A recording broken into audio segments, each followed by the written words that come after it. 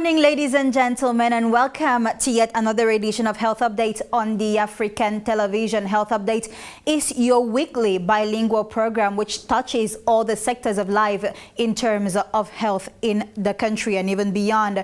And today we'll be talking about mental health disorders. Mental health is a state of well-being, and mental health disorders affect reportedly 1 in every 8 people the world over. And statistics from the World Health Organization ensure or say that 970 million people across the globe suffer from mental health diseases or disorders in the country or even in the world. It is an opportunity, ladies and gentlemen, for us to evoke the topic with a specialist in the domain in the person of Dr. Laure Mengene. But before we receive her, let's meet François Kevin Jega. He has health news that marks the week.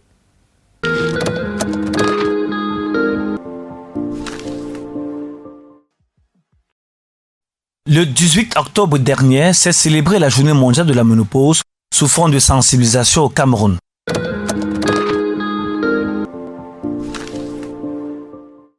Le ministre de la Santé publique a reçu en audience ce 17 octobre le professeur Paul Morbit, président directeur général du Cameroun Oncologie Center. Au menu des échanges entre les deux personnalités, les problèmes majeurs rencontrés par le centre médical d'oncologie.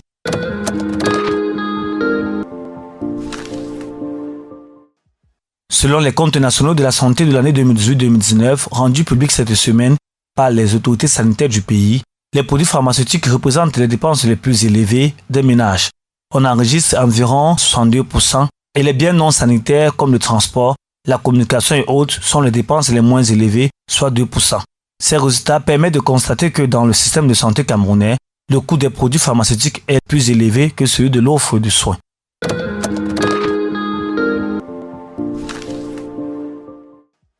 Toujours cette semaine, s'est déroulée la journée mondiale de l'alimentation en eau. C'était une occasion donnée d'interpeller les uns et les autres sur l'importance de l'eau pour la santé.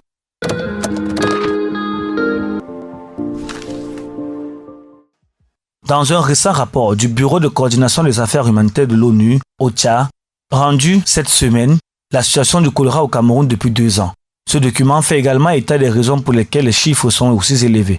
Ceci intervient aussi dans un contexte où une nouvelle flambée de cette épidémie a été annoncée dans 4 régions du pays cette semaine.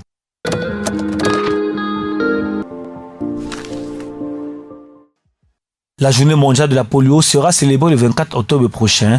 À cet effet, un séminaire de sensibilisation a été organisé le 18 octobre dernier au Centre Pasteur du Cameroun, présidé par le professeur Teta Ekwe.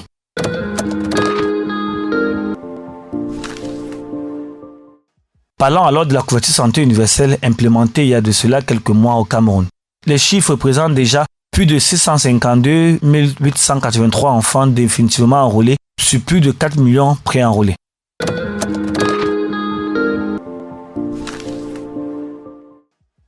Verre de palmier, un essai bénéfique pour la santé. Ce verre réputé très riche en minéraux comme le fer, le calcium et le magnésium est également gorge de vitamines.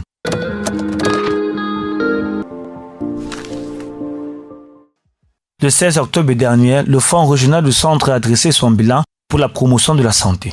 C'était au cours d'une réunion tenue à Yaoundé. C'est tout pour votre rubrique Actu Santé de cette semaine. À nous revoir la semaine prochaine.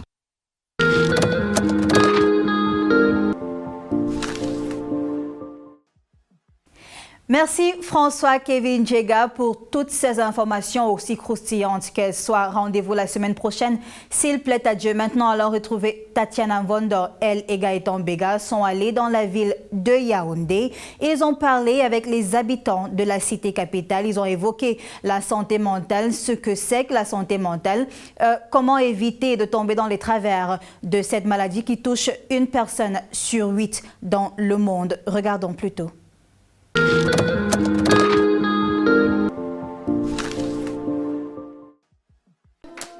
La santé mentale correspond à un état de bien-être mental qui permet d'affronter les sources de stress de la vie et contribuer à la vie de la communauté. Même si, par définition, elle se confond souvent aux troubles mentaux chez bon nombre de personnes. Santé mentale, en fait, c'est tout simplement le fait de se maintenir en santé, donc psychologiquement et aussi humainement, donc c'est-à-dire en faisant du sport, manger bien et avoir une bonne hygiène de vie, quoi. La santé mentale, ça se voit sur deux plans, hein. Le plan physique comme le plan spirituel. Donc quand on va voir les fous là, le plus souvent c'est deux choses. Soit c'est une attaque spirituelle, soit c'est une attaque physique. Mais beaucoup plus ce sont les problèmes qui font souvent en sorte que dans les neurones là, un câble pète dans la tête et puis tu deviens, ça ne va plus. Bien dans sa tête, ne pas être bien dans sa tête, ou être bien dans sa tête, ça dépend de la forme à laquelle elle peut venir. Santé mentale, pour moi, je me dis que peut-être c'est une maladie qui est héréditaire. D'après moi, ce sont les troubles. Pour certaines personnes qui ont subi les troubles durant peut-être leur enfance, les troubles tellement psychologiques dont ils n'arrivent pas à les supporter. Tout au long de notre vie, de multiples déterminants individuels, sociaux et structurels peuvent se combiner pour compromettre la santé mentale. La plupart des cas, c'est les soucis. C'est souvent des problèmes qui causent santé mentale, les déficits mentaux en fait. Donc il y a ceux qui ont tellement de problèmes, la rentrée, les problèmes familiales, ainsi de suite quoi. Et ils n'ont pas le temps de se prendre en charge. Ce qui crée souvent des problèmes mentaux chez certaines personnes, c'est lorsqu'on se laisse envahir par les problèmes quotidiens, lorsqu'on se laisse influencer par les déboires de tous les jours, d'où viennent souvent les AVC et autres. À défaut, vous allez déprimer, vous allez vous laisser emporter par la folie, par les problèmes mentaux et autres. Raison pour laquelle certains Camerounais font de leur mieux pour adopter des attitudes qui viendront renforcer leur résilience. Pour se préserver de cette maladie, il faut éviter de trop penser, de se mettre en colère. Il me dit que c'est aussi ça. Il y a aussi le forage, parce que comme nous sommes ici là, on voit les gens qui marchent seuls, ils bavardent, tu les vois, ils sont comme ça, dépourvus de moyens. Donc peut-être le fait que quelqu'un n'a rien à manger, et il ne travaille, il n'a pas le travail, il ne se débrouille pas, ça le pousse à descendre dans la rue. Moi particulièrement c'est le sport. Je fais le sport et je pratique aussi beaucoup plus la méditation. Donc je m'en vais au monde, j'essaye de regarder la nature et tout le reste. Ça essaye de m'apaiser. La méditation, c'est la meilleure façon de préserver sa foi. Moi je vois que c'est rien que ça. D'évader les soucis tous les jours, j'essaie d'évader les dépressions, j'essaie d'évader les pressions qu'on vit au quotidien. J'essaie d'éviter de me mettre très souvent sous pression pour pouvoir ne pas déprimer, pour pouvoir ne pas aller à... De la vie, ça peut souvent nous amener à devenir fous. Donc quand tu as des problèmes, il faut même parfois oublier tes problèmes et vivre simplement. Les facteurs de risque et de protection qui influent sur la santé mentale se manifestent dans la société à des échelles différentes. Les interventions en matière de promotion et de prévention visent à identifier les déterminants individuels, sociaux et structurels de la santé mentale, puis à agir pour réduire les risques, accroître la résilience et créer des environnements propices à la santé mentale.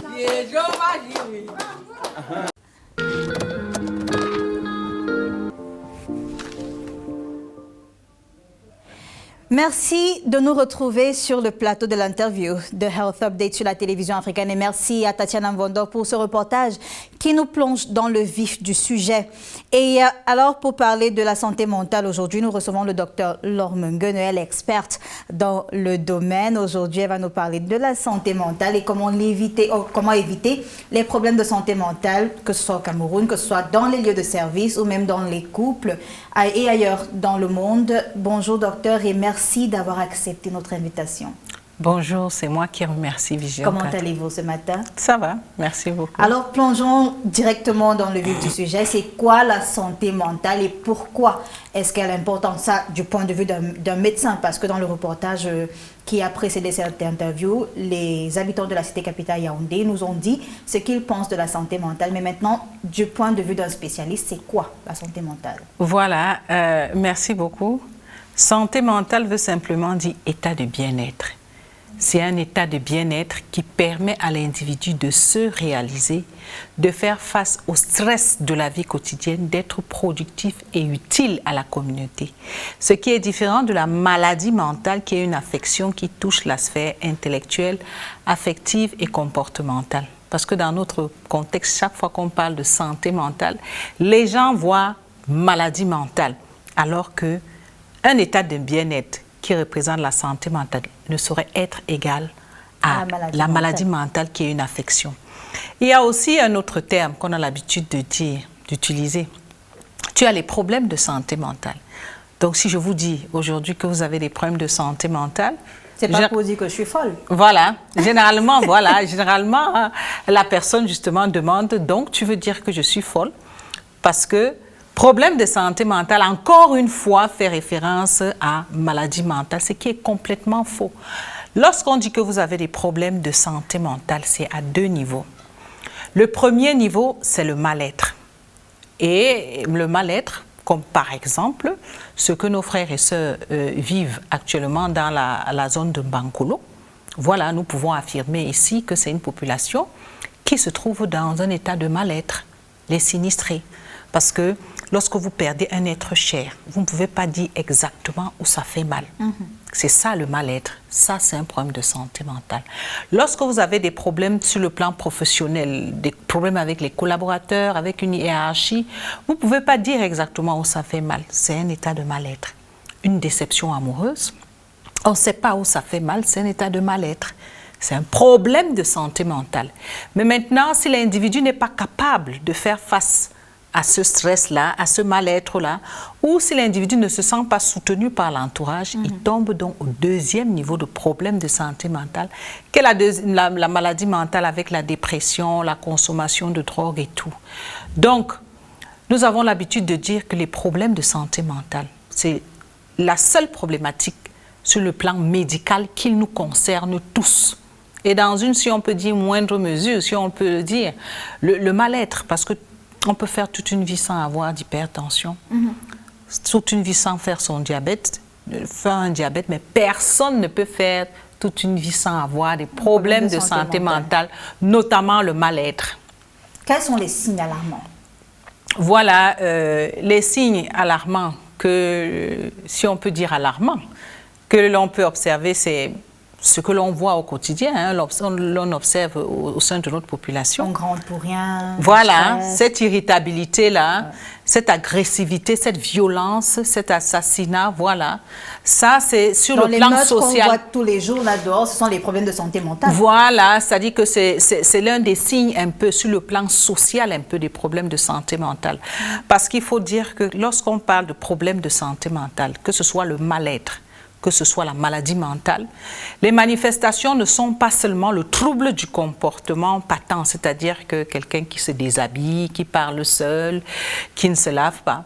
On a, sur le plan physique, également, le corps qui parle, c'est-à-dire que des céphalées, quelqu'un peut simplement se plaindre des céphalées, d'insomnie, de cervicalgie, il vous dit j'ai les nerfs là, ça tire.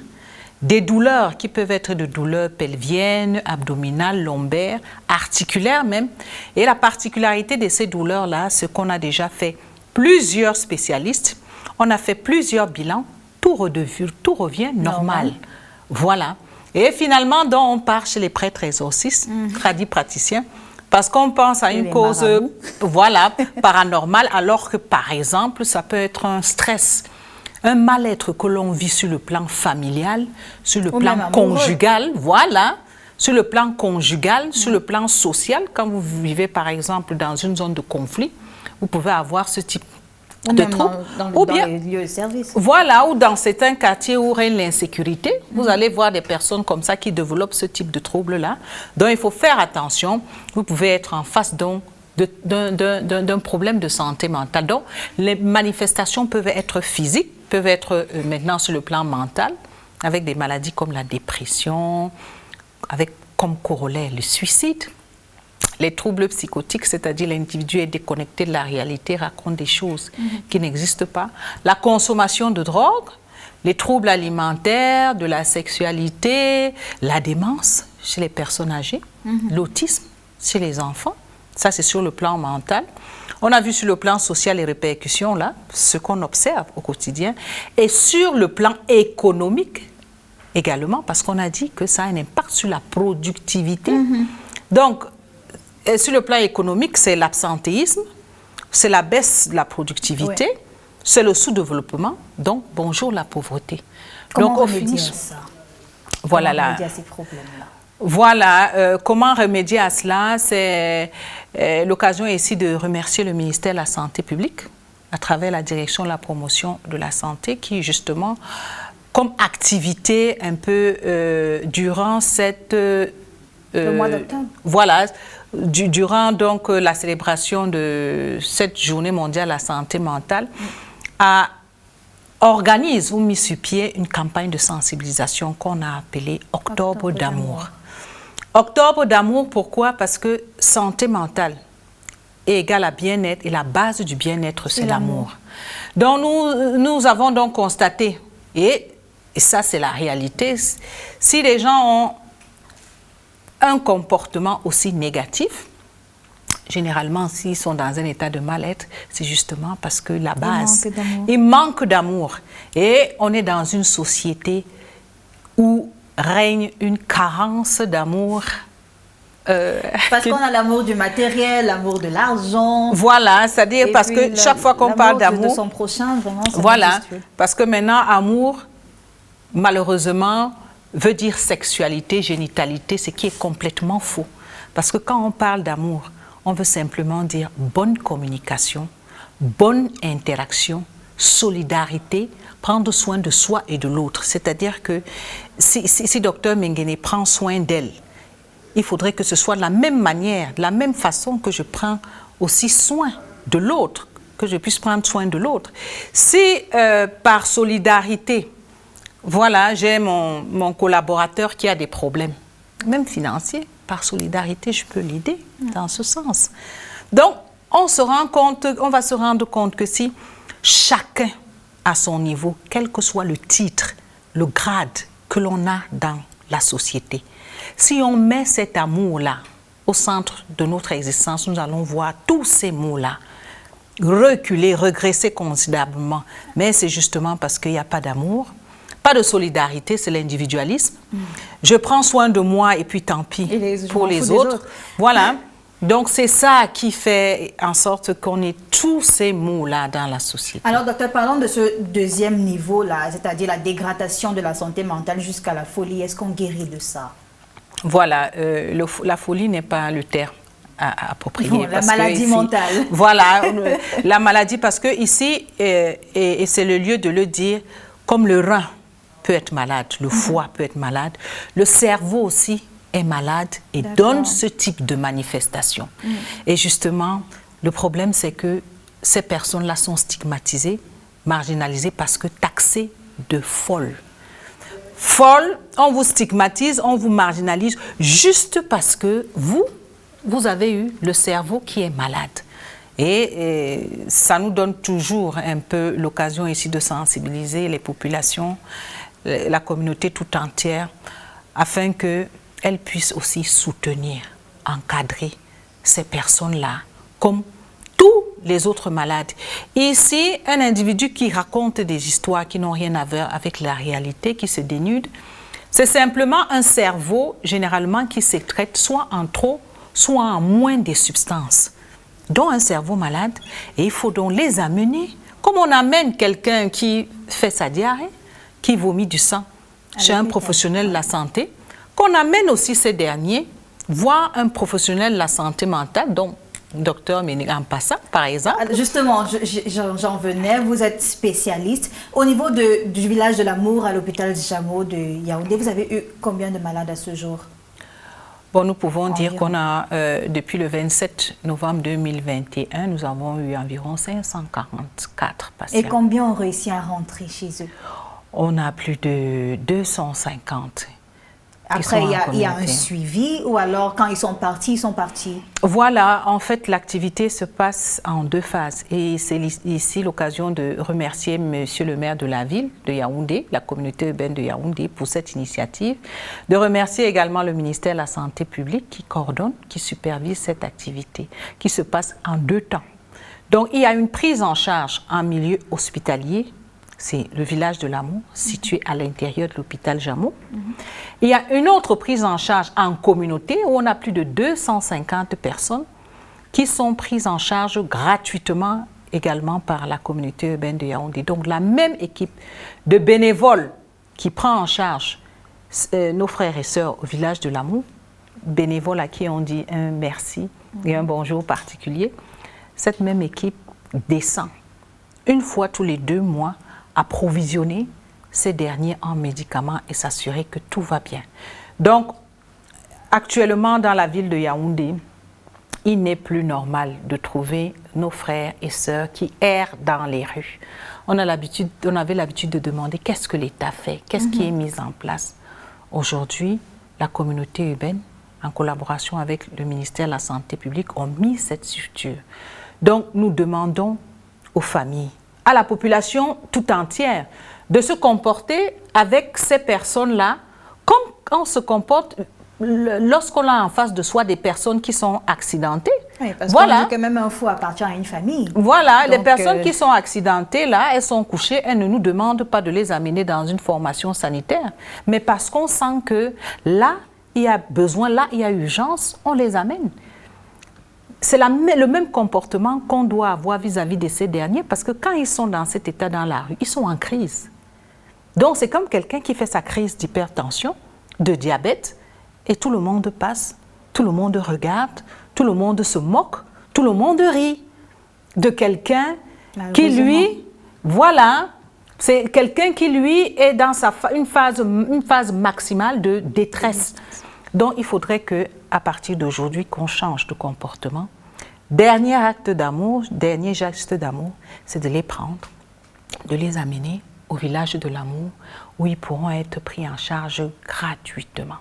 Alors, les chiffres officiels nous renseignent qu'une personne sur 8 dans le monde souffre de problèmes de santé mentale. Alors, le message de la fin, c'est prenez soin de votre santé mentale, partagez de l'amour. C'est ça, docteur? Voilà. Mettons cet amour-là au centre de notre existence, faire de l'amour une priorité dans nos vies. Merci, Dr Laure. Merci d'avoir accepté de répondre à nos questions. On se dit à la prochaine. C'est moi qui remercie. Merci beaucoup. Merci, chers téléspectateurs, d'être restés fidèles jusqu'à cette partie de l'émission. Retrouvons juste derrière Madame Na et Somba. Elle revient avec les astuces du jour.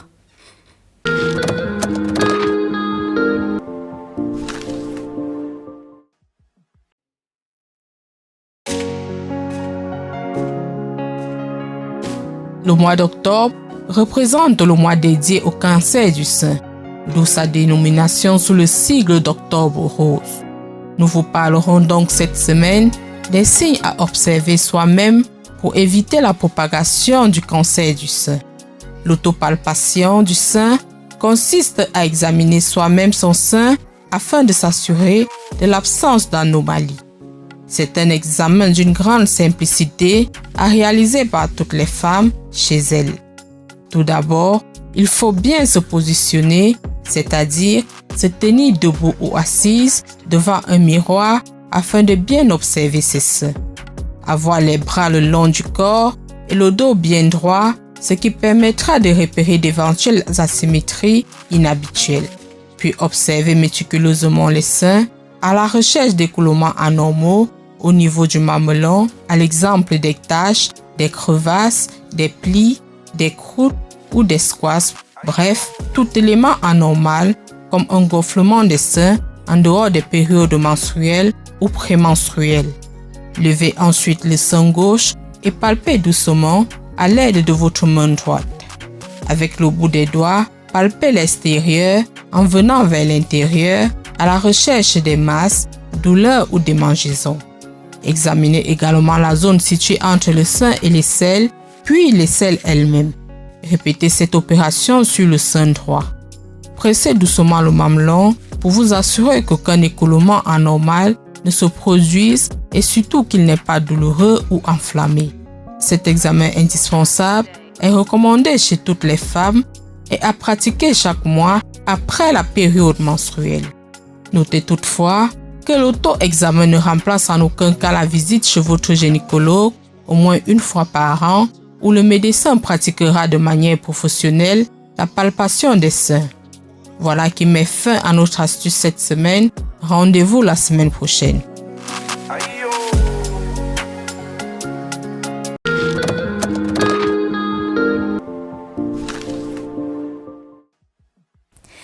Thank you, Valerie Naesomba, for the tips of this week. See you next week if, of course, you're going to be a part of us. Ladies and gentlemen, it is on this note that we draw curtains on this day's edition of Health Update on the African television. Thank you for staying tuned. See you next week, God willing. Meantime, do not forget to get linked to our social media handles, particularly on Facebook at Health Update Vision 4. Until next week, stay healthy. Good morning.